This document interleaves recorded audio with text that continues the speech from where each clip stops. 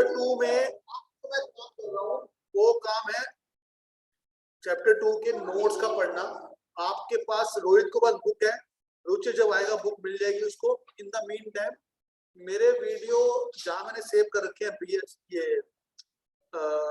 अपना यूट्यूब में, उस रुचि यूट्यूब में एक प्लेलिस्ट है चैप्टर 2 की, ठीक है, जिसका मैंने कल लिंक भेजा था। उसमें मैंने वीडियो डाल दिए थे परसों की क्लास के, ठीक है, आज की भी डाल दूंगा। और उसी वीडियो लिस्ट के अंदर, उसी चैनल लिस्ट के अंदर डाउनलोड कर लियो चैप्टर सेकंड के नोट जो हम पढ़ रहे हैं अभी, ठीक है। चैप्टर सेकंड के नोट्स उसी वीडियो लिंक में है। चैप्टर 2 के वीडियो लिंक में, चैप्टर 2 के वीडियो लिंक में चैप्टर 2 के नोट्स मैंने पीडीएफ डाल दिया उसके अंदर, ठीक है। तो वो देखना, जो वो अभी पढ़ भी रहे हैं हम साथ साथ।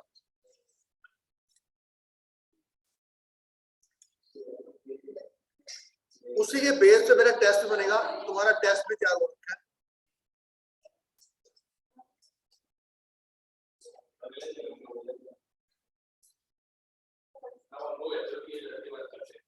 अब तू शुरू हो जा।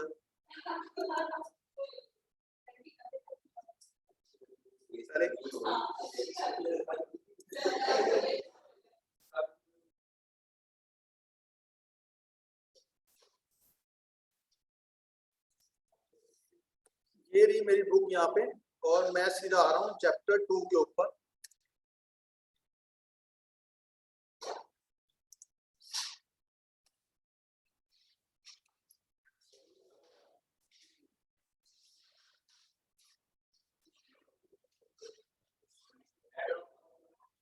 इसको गो थ्रू होते हैं। Development experience of 1950 to 1990। तो क्या क्या है इसके अंदर? स्टार्टिंग में जो भी डेटा पॉइंट्स हैं वो मैंने हर चैप्टर के पहले पेज में डाल दिए, ये सामने दिख रहे होंगे आपको। जैसे जो इंडस्ट्री को ठीक करने के लिए नेहरू जी ने एक आईपीआर फॉर्म किया था, 1948 में किया गया था वो। 1950 में प्लानिंग कमीशन का सेटअप हुआ, जिसके आर्किटेक्ट हैं प्रशांत चंद्र मैलेमोनिस। 1950 में ही स्मॉल इंडस्ट्रीज की डेफिनेशन दी गई थी, वो है, इतना इंपोर्टेंट नहीं है। 1951 में फर्स्ट 5 ईयर प्लान हुआ था। 1955 में विलेज एंड स्मॉल इंडस्ट्रीज में काम किया गया था, जो कि मैंने आपको बोला है कि अगरबत्ती हो गई, माचिस की डिब्बी हो गई, उसमें लार्ज इंडस्ट्री काम नहीं कर सकती। तो ये डिसीजन लिया गया था, एक कमेटी थी कार्वे कमेटी करके, ये पढ़वाऊंगा अभी आपको मैं।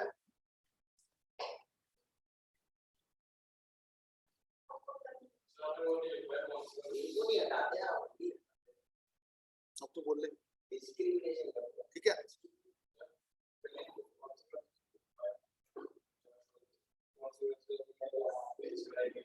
हाँ अभी आ रहे हैं, ठीक है, ओके जी। तो ये मैंने मतलब ये मैं हम चैप्टर करते करते सब कुछ कर चुके हैं ऑलमोस्ट। फर्स्ट 7 5 ईयर प्लान थे 1990 तक, ठीक है। उसमें बीच में लड़ाई हुई थी चाइना पाकिस्तान की, तो कोई प्लान ऊपर नीचे हो गए थे। तो करीब 7 5 ईयर प्लान, यानी 35 साल का काम 40 साल में हुआ था बेसिकली। तो 5 साल लड़ाई के चक्कर में ऊपर नीचे हो गया, ठीक है। फिर एक फिगर है 200 लाख की, यानी 200 लाख जब इंटरमीडिएटरीज यानी जमींदारी सिस्टम को हटा दिया गया था, तो 200 lakh tenant came directly in contact with government. तो ये लास्ट डे जो आपका पेपर से लास्ट डे जो आपको मिलेगा, उसमें आप ये सब पढ़ लोगे तो कई चीज याद आ जाएंगी आपको, पूरा नोट्स पढ़ने की जरूरत नहीं पड़ेगी मेरे। फिर बात आई थी आईपीआर 1956 में क्या हुआ, वही इंडस्ट्री पॉलिसी रेजोल्यूशन, तीन टाइप के वो कैटेगरीज कर दी गई थी वो। 1960 to 1970 first phase of green revolution हुआ। 1970 टू 1980 मिड में second phase of green revolution हुआ। सब कुछ मैं करवा चूंगा आपको।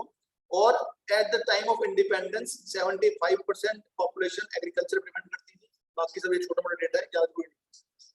ये आया आपका पूरा चैप्टर के नोट्स, जो हमने बार बार करनी है, अब आपको सिर्फ पढ़ने हैं।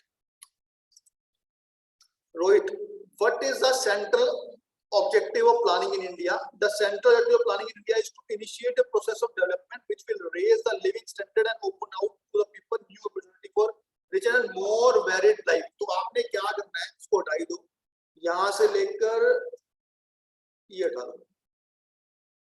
आई थिंक इतने में आंसर बन जाएगा। जाएगा, आसान भी है ये लाइन, ठीक है। फिर क्या आपका, what are the main type of economies, there are 3 main type of economies, capitalist, socialist and mixed. Capitalist economy के अंदर the goods produced are distributing among people not on the basis of what people need but on the basis of purchasing power, the ability to buy goods and services. So it's all about profit. जो मुझे ज्यादा पैसे देगा, it's लिखते रहो साथ साथ, जिसका बुक है मेरी, it's all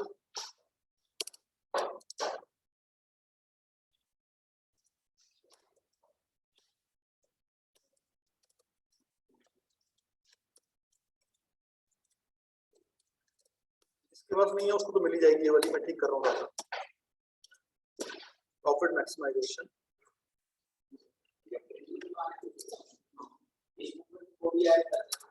कौन सा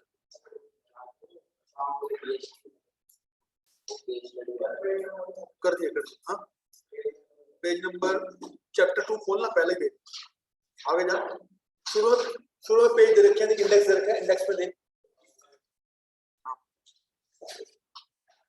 इट्स ठीक है। रोहित समझ आ रहा है ना? Yes sir. फिर है जी रुचिर, आई सोशलिस्ट, सोशलिस्ट की क्या होता है, टोटली डिफरेंट मैनर होता है इनका। अब ये जो आंसर है ये हटा दो, इसको हटा दो, क्योंकि इसके अंदर मैंने सेंट्रल रूम डाली थी पहले, इसको हटा दो। In a socialist society the government decide what goods are to produce in accordance with the needs of society. तो यहाँ एक शॉर्टकट आ जाएगा, it's all about the welfare of, ठीक है। बहुत डिटेल में है आगे जाके, इतने में तुम्हारे इस चैप्टर में सिर्फ यही चीज है बस, ठीक है जी। तो एक काम करना, कुछ थोड़ा सा करो तो उसका फेस, ये सोशलिस्ट हो गया हमारा, तो ये भी एक लाइन हो गई आपको ऑलरेडी आता होगा, ये सब मेरे को बचपन में किया होगा। मिक्स्ड इकोनॉमी में दोनों का मिक्सर होता है। In mixed economy, the market will provide whatever goods and services can produce well, and the government will provide. Market मतलब कर लो private.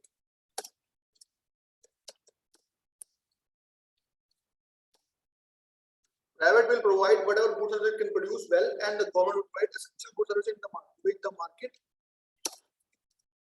can't produce, can't, और अरे कितना बात करती है भाई, इतनी मैं 3 बार बेसिक कर चुका हूँ दिन देख के, जो भी मुझसे पूछना। ओके जी, फिर आपका टॉपिक अब आसान हो गया है। प्लान क्या होता है, प्रोस्पेक्टिव प्लान क्या होता है? ये plan spell out how the resources of nation should be put to use. It should have some general goals as well as specific objective which are to be achieved in the specific period of time. तो यहीं पे आप कर दो like 5-year plans, ठीक है। तो आपको आइडिया हो जाएगा प्लान का मतलब क्या होता है। सारी ये लाइनें एनसीईआरटी के क्वेश्चन के लिए गई हैं, इसलिए बड़ी मुश्किल होती है लाइनें। Prospective plan, the long-term plan which is having an objective to be achieved in 20 years is called prospective plan. The 5-year plan is supposed to provide the basis for the prospective plan. यानी 5 करके आप 20 plan, 20 साल का plan बनता है, और कुछ नहीं है। From where India took the idea of 5-year plan, of course Soviet Union, जो पुरानी रशिया था, ये आपको एक ब्रैकेट में डाल दो, USSR, करंट रशिया, ठीक है जी।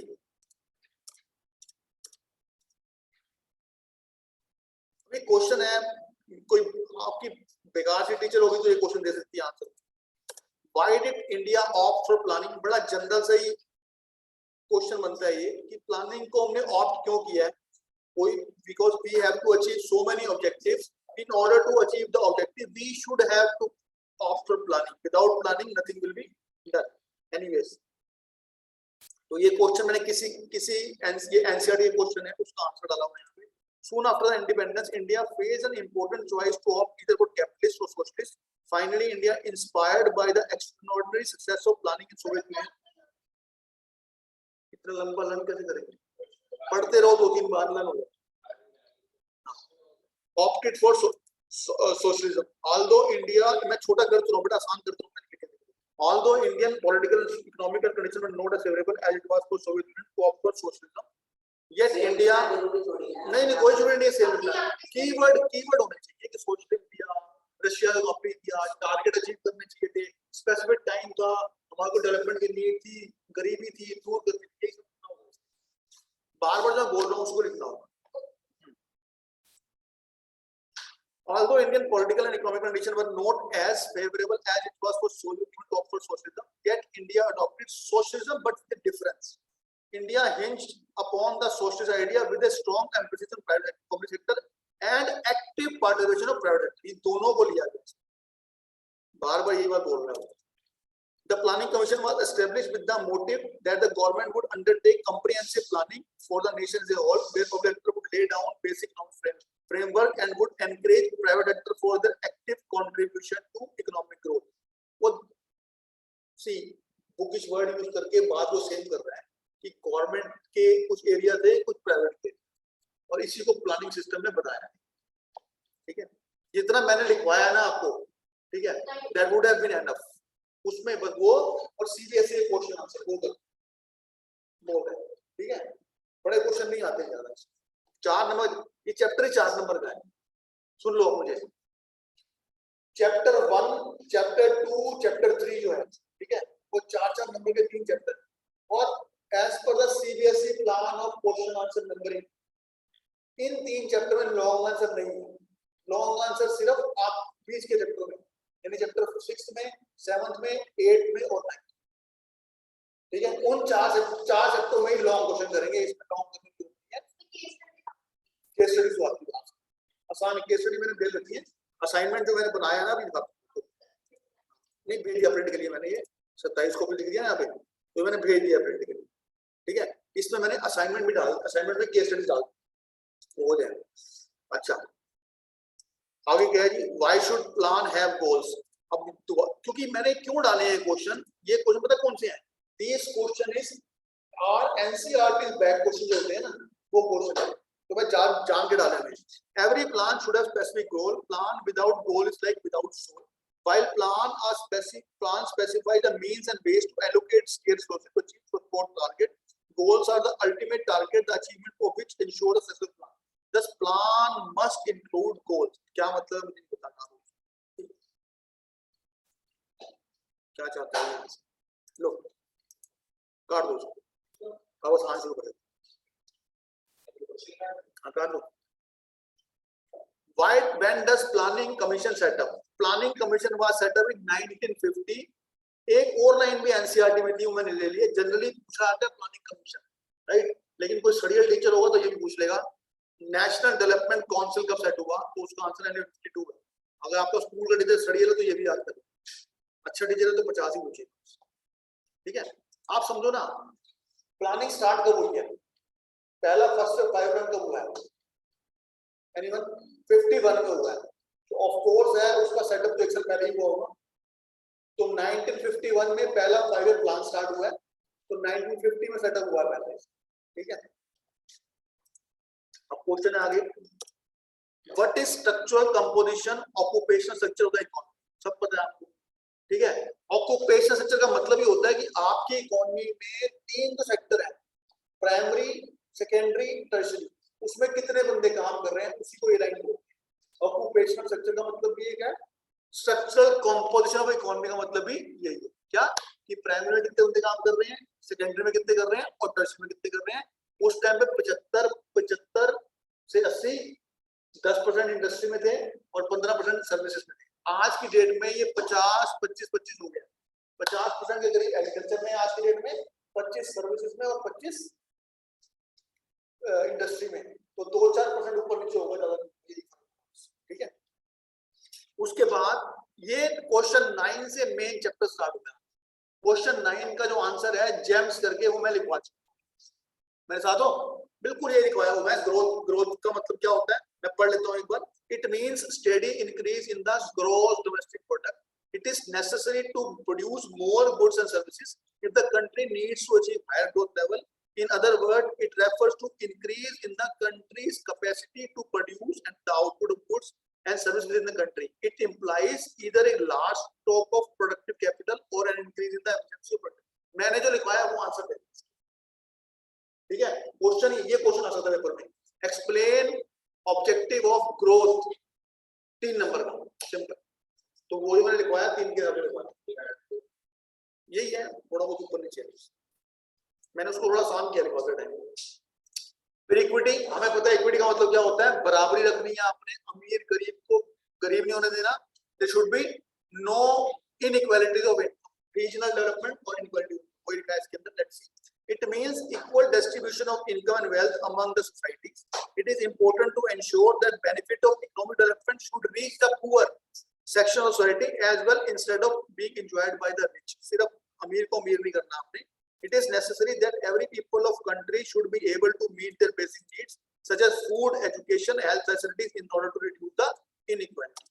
और पिछले 5 साल 7 साल में ये बहुत ज्यादा हो गया। आपको पता है हमारी जो गरीबी है बहुत कम हुई है, मतलब गरीबी कम नहीं कह सकता हूं मैं, लेकिन जो इनइक्वालिटी है वो कम हुई है, क्योंकि आप गरीबों को घर दे रहे हो, गरीबों को पासबुक दे रहे हो और गरीबों को आप सब्सिडीज दे रहे हो, तो डेफिनेटली कमी नहीं होगी। तो पॉवर्टी लाइन से बाहर बाहर आ गए बंदे पिछले 5 साल में, ठीक है। तो फिर चलो तब से ही आ रहा है, ऐसा नहीं कि आज हुआ है, it is been going on from last 60-70 years. क्योंकि जो हाल हमारा अंग्रेजों ने कर दिया था, बिल्कुल ही भट्टा बिठा दिया हमारी कंट्री का, तो वो धीरे धीरे ही अप होगी, ठीक है। फिर आपका मॉडर्नाइजेशन है, मैं लिखवा चुका हूं आपको। पहला एस्पेक्ट है इसका adaptation of new technology by the producer to increase production is called modernization. However, modernization does not refer only to the use of new technology but also to change in the social outlook such as women empowerment. यही answer देने हैं आपको, बिल्कुल keyword ही घुसे पड़े हैं इसके अंदर। A modern society make use of the talent of women in the workplace so that the society will be more civilized and prosperous. ठीक है। सेल्फ रिलायंस, आत्मनिर्भर Bharat, in world living strategy और इंपोर्ट सब्स्टिट्यूशन, इन तीनों का मतलब एक ही है। A nation can promote economic growth and modernization by using its own resources or by using resources imported from other nations. The first 7 by याद रखना, ये लाइन लिखनी है आपको। The first 7 5-year plan, यानी शुरू के 35 साल हमने यही काम किया है। 91 के बाद सब कुछ चेंज हो गया था, ग्लोबलाइजेशन आ गया था, वो नेक्स्ट चैप्टर है हमारा इस बुक का। The first 7 5-year plans gave importance to self-reliance. It refers to utilization of countries' resources in order to promote economic growth and modernization without using the resources imported from other countries.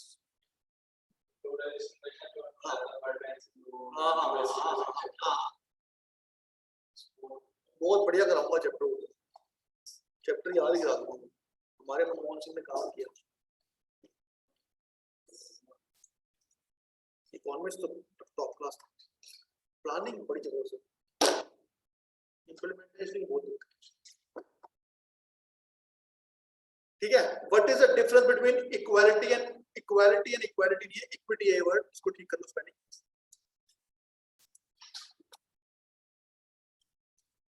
Equity and equality,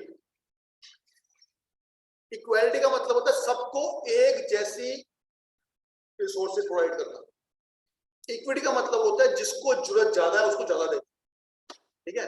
तो हमारे यहाँ equity चलता है, बहुत equity है ना हमारे यहाँ, पता है ना आपको। We are using reservation for the lower class, तो उसको ज्यादा जरूरत है, तो we are using equity there. Equality नहीं है हमारे यहाँ, इक्विटी है, ठीक है। Equality generally refers to equal opportunity and the same level of support for all segments of society. All segment में same, ठीक है। Equity goes a step further and refers offering varying level of support depending upon need to achieve greater fairness. कहने का मतलब है कि जो बेचारे जिनको आज तक पढ़ने को मौका नहीं मिला, ठीक है, जो गरीब रहे, जो हमारा छोटे काम भी करते थे, तो उनको गवर्नमेंट ने सहारा दिया है रिजर्वेशन पॉइंट, तो इक्विटी है, उनको ज्यादा नीड है। आज की डेट में हमें इतनी जरूरत नहीं है क्योंकि we are already well to off person, लेकिन जो उनको नीड है उनको आपने ज्यादा देना है, ये इक्विटी होगा, ठीक है। उसके बाद चैप्टर फिर आसान है, क्वेश्चन 9th का बी है, व्हाट इज लैंड।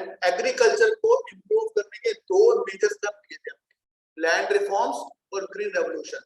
तो अब आया लैंड रिफॉर्म। लैंड रिफॉर्म में 5-6 पार्ट्स थे आपके, सब लिखवाया मैंने आपको लाइन वर्ड टू वर्ड, ठीक है, पढ़ते हैं। Equity in agriculture called for land reform, which primarily refer to change in the ownership of land holding. Steps दिए गए, abolishing intermediaries, कोई सब लिखना है इसके अंदर. To abolish intermediaries and to make the tiller the owner of land. It gives the tiller the incentive to invest in making improvement in land, provide sufficient capital work made available to them. The abolition of intermediary meant that some 200 lakh tenants came into direct contact with the government. They were thus freed from being exploited by Jamaica. Clear? Tenants करके format डाल दो बैठ. ठीक है? जो किराए पे जमीन लेते हैं, पट्टे पे बोलते हैं ना, पट्टे पे. उसके बाद को रेंट, उसके बाद आपने रेंट को रेगुलराइज किया आपने, यानी जो महंगे आप लगान चार्ज करते थे गरीबों से, उसको रेगुलराइज कर दिया गया. द कल्टीवेटर वर एक्सप्लॉइटेड, ये टिलर की बात हो रही है. The cultivator were exploited in the form of exorbitant rent, in the form of, आसान कर लो, एक्सेस कर दिया एक्सेस रेंट.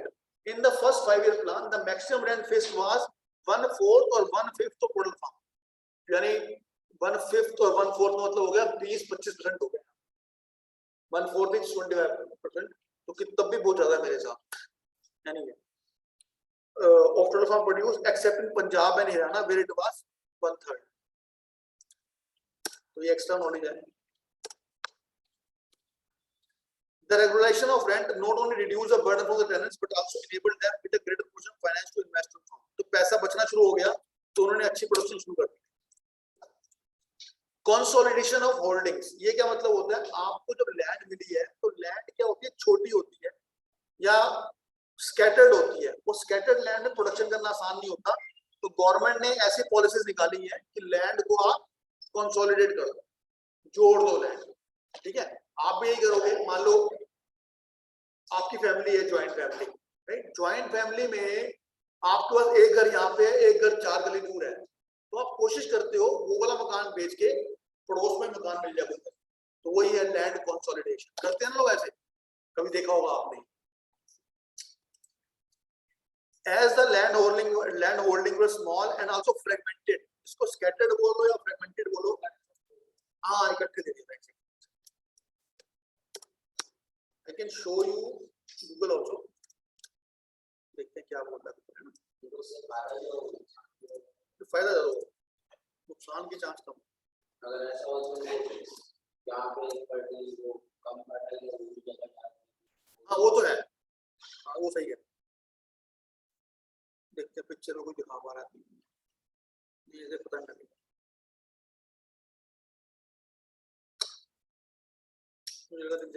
ठीक है? एनीवेज, अंडरस्टैंड हो गया आपको?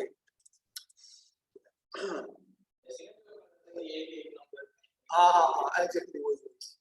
देखो पढ़ो वही कह रहा हूँ. As the landholding was small and also fragmented, scattered, so it was very necessary to consolidate the landholding for the use of modern and advanced technology. The farmer were given consolidated holdings equal to total of their land in their various plants. This enabled them the benefit associated with the large scale production. तो आपको एक ही जगह tractor ले जाना पड़ेगा, एक ही जगह बैल ले जाना पड़ेगा. ठीक है? उतनी मार्केट के नजदीक पड़ेगा आपको, या कुछ भी इस तरह की चीजें.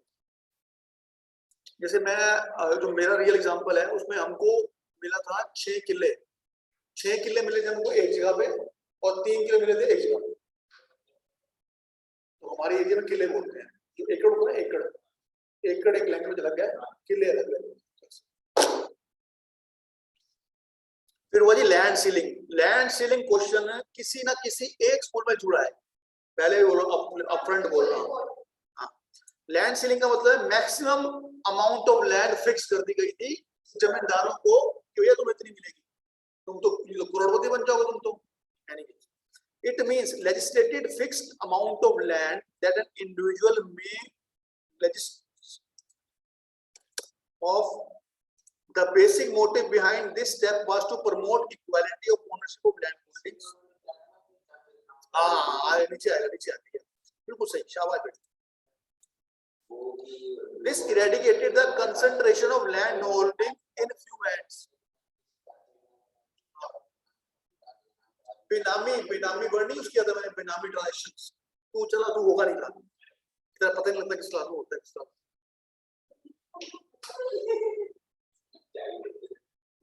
कभी छुट्टी नहीं करेगा ना, फिर अब घर जाके लेगा। नहीं, इसकी मैं बात करूंगा इससे। This eradicated the concentration of land holding in few hands. Government used to confiscate the excess land over the minimum land and distribute it among the landless farmers. मेरे साथों इक्वालिटी पूरी हो जाएगी इससे। अरे बोल ना, पेपर में भी आ गया ये। लेकिन इसके साथ तो इश्यूज हुए थे। क्या इश्यूज देखते हैं? The big landlords challenged the legislation, the law in the courts, delaying its implementation. उनको टाइम मिल गया 5 साल, 4 साल, 2 साल। They used this delay to register their land in name of their close relative, thereby escaping from the legislation. The legislation also had a lot of loopholes which were exploited by the big landlords to retain their land. तो reality है, बिल्कुल reality में ये हुआ। आओ जी, अगला आसान है कोऑपरेटिव फार्मिंग। छोटे मोटे लैंड, गरीब लैंड, छोटे लैंड मिले तो उन्होंने इकट्ठी प्रोडक्शन करना शुरू कर दिया। This step was taken to counter the problem due to subdivision of holdings. Small scale farming by individual landholders is neither profitable nor productive. So these steps encourage different farmers to pool their farms and perform farming jointly. Both sides. This enhanced the productivity and greater profits were shared by the individual farmers. Clear हो गया topic आपको? ये बोला सबसे important topic है। जो वो ऊपर मैंने इश्यूज कर दिए हैं उसका अलग से क्वेश्चन दिया होता है एनसीईआरटी।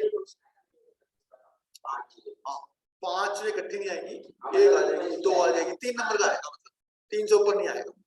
3 का, 2 का, 1 का ऐसे आएगा। ठीक है, देखो ज्यादा मैं इससे लिखा हुआ है, ज्यादा कर लोगे ना तो कम करना आसान, अगर कम करोगे ना ज्यादा करना मुश्किल होगा हमेशा। ठीक है, मेरे क्या मतलब है इतनी मोटी बुक बना दूंगा। There was a reason behind that. जितना पढ़ोगे ज्यादा उतने वर्ड्स दिमाग में ज्यादा रहेंगे, लिखना आसान, क्योंकि थ्योरी है हमारा ये। What are the main criticism, वही क्रिटिसिज्म है, मैं नहीं पढ़ रहा इसको दोबारा, ये सेम सिर्फ क्वेश्चन है ऐसे। What are the main criticism, तो ये जो 3 लिखे ना, ये भी आंसर है इसका।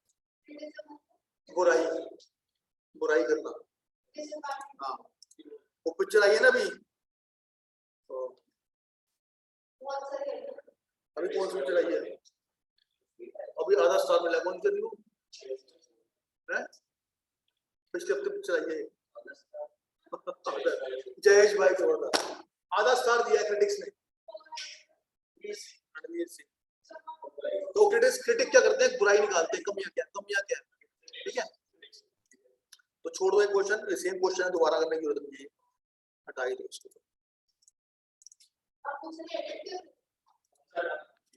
हटाना क्या, ऊपर आंसर दिया है ना। मैं काम करता हूँ, इसका यहाँ डाल देता हूँ ऊपर डिलीट मान।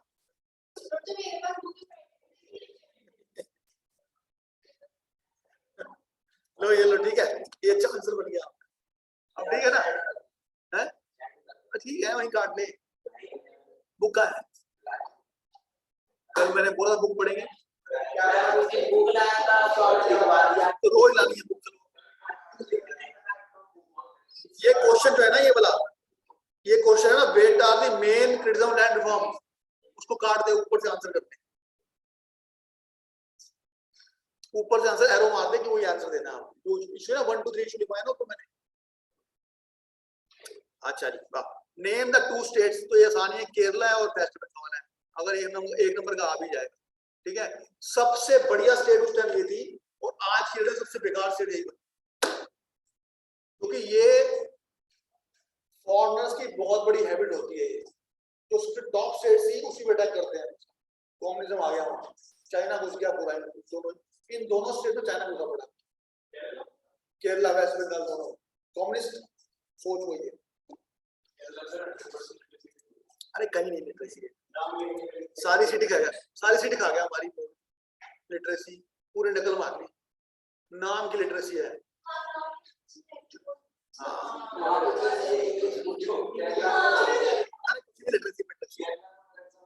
आज की बात, पहले की बात है, पुराने जमाने की। आज तो बढ़ते हैं सर तन से जुदा। बड़ी लिटरेसी उसकी वजह से हुआ है, सीयूईटी सारा बकवास है।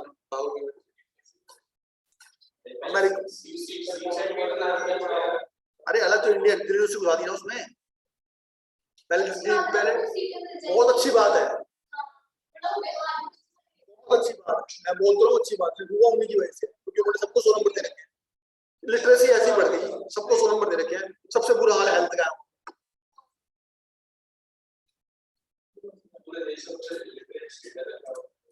ओके जी, फिर ये हमारे शुरू के 10-15 साल का गेम खत्म हो गया एग्रीकल्चर में। अब अगले 15 साल का गेम आया है ग्रीन रेवोल्यूशन। कितनी बार करा दिया मैंने, तो I am not reading it now, ठीक है। हाँ, HYV सीड्स क्या होती है क्या नहीं होती सब बकवास है, अपने आप करना, कुछ नहीं पढ़ना इसके अंदर, ठीक है। What is market surplus? Ruchir क्या होता है ये मार्केट सरप्लस तेरे हिसाब से?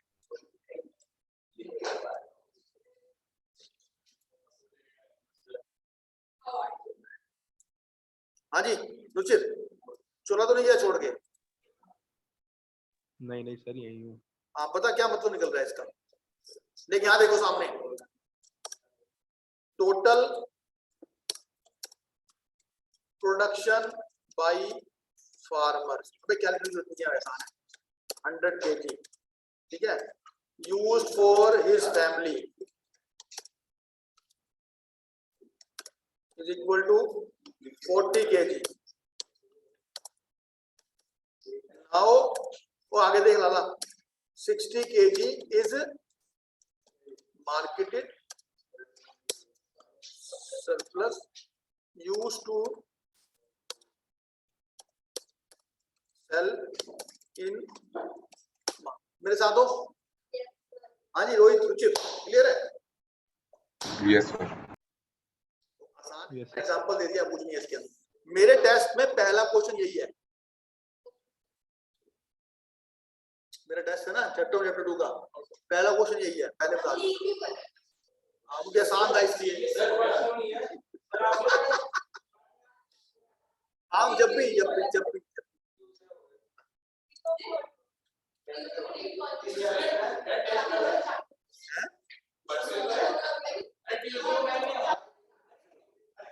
तो आज टेस्ट कैसे लेगा फिर? ले लेना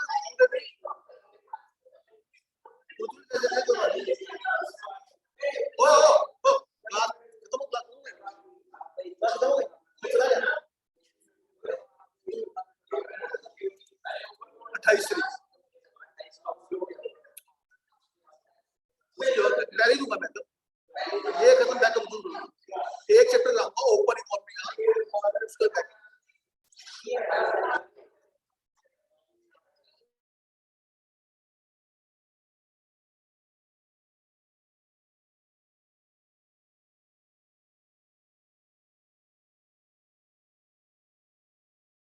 ओके जी, तो ये था हमारा what are the impact of और benefit of green revolution. Of course है प्रोडक्शन बढ़ गई, प्रोडक्टिविटी बढ़ गई, सेल्फ रिलायंस हो गया, ये सब है इसके। चैलेंजेस क्या थे ये इंपॉर्टेंट है, सिंपल क्वेश्चन आ जाएगा 2 नंबर का 3 नंबर का, what are the main challenges faced in green revolution. मैंने क्वेश्चन बनाए इस तरह के हुए हैं कि डायरेक्ट आपको आंसर ही मिल जाए, ठीक है। क्या बोल रहा है? It is expensive and prone to pest attack. अब कोई प्रॉब्लम आएगी तो of course you are going to take the solution also. तो इसका एक्सपेंसिव का सॉल्यूशन था subsidy, prone to pest attack का सॉल्यूशन था रिसर्च। उन्होंने रिसर्च की थी और उन्होंने वो कुछ प्रोवाइड किया हुआ पेस्टिसाइड्स, ठीक है। पढ़ लो जी। The technology involve was not free from risk, one such risk was the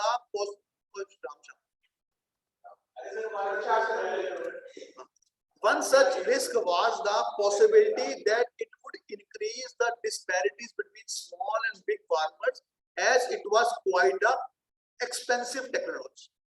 Second, prone to pest attack. मीठा होगा बीज.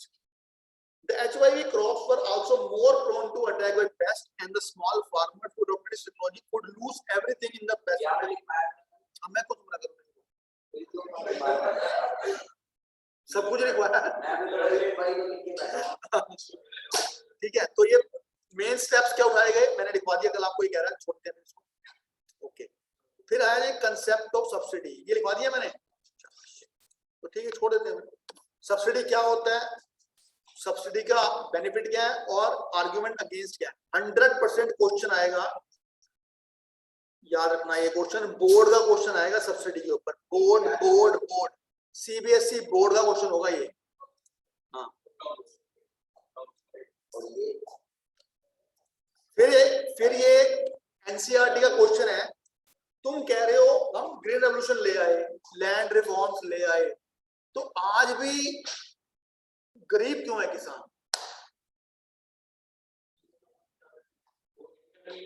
इंटरमीडिएटरी, आप विश्वास नहीं करोगे, एग्रीकल्चर के ऊपर 1965 में आया था ग्रीन रेवोल्यूशन, उसके बाद आज तक कुछ भी रिफॉर्म नहीं हुआ। यानी 65 के बाद 60 साल हो गए, राइट, 60 से कम हो गया, 55 साल, कोई रिफॉर्म। 91 में कोई रिफॉर्म नहीं आया। 91 में रिफॉर्म आया था, सबसे बड़ा रिफॉर्म, सबसे बड़ा चांस था पीवी नरसिम्हा राव के पास, मनमोहन सिंह के पास, जब वो एलपीजी लेके आ रहा था, तो ग्रीन एग्रीकल्चर के अंदर भी उनको कुछ ना कुछ रिफॉर्म लाना चाहिए था। they did not provide any reforms in the agriculture. LPG की सबसे बड़ी प्रॉब्लम ही यही रही है कि उसने एग्रीकल्चर पे ध्यान नहीं। अभी आया था कुछ, देखो ऐसा है, दंगे हो गए, मतलब ये नहीं कि कुछ सरकार ने ठीक ही किया। सरकार देखो, जो एग्रीकल्चर का जो मैं डिस्कस करूंगा, एक चैप्टर हमारा है रूरल डेवलपमेंट, उसमें डिस्कस करूंगा। लॉज जो आए हैं, those laws benefited 86% farmers, but what about 14% farmers? आप सर मीटिंग, हाँ दोबारा ज्वाइन करना लोग। आप सरकार हो,